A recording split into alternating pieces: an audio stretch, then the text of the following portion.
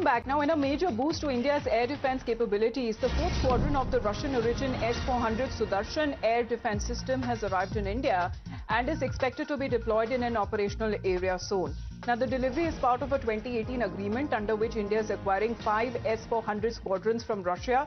3 had already been inducted, while the remaining 2 faced delays due to Russia-Ukraine conflict.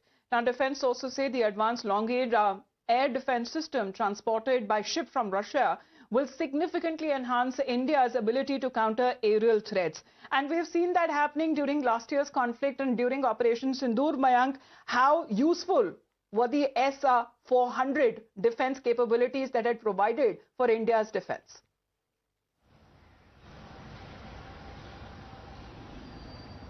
Amita, it's significant in the term that it is multi-layered.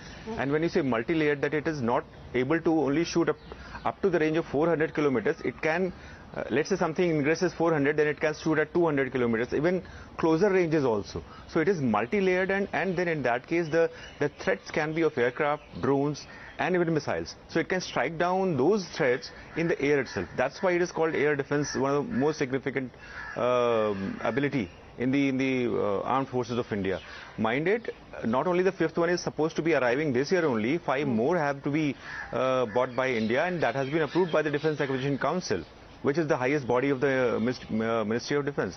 The other important part is the seekers. So it is combination of only the attack projectiles.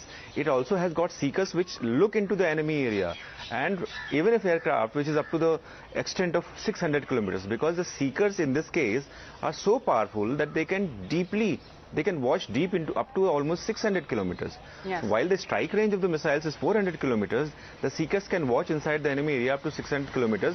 So even if, let's say, aircraft is is taxiing or is about to take off from the any airport or airbase, it can see that.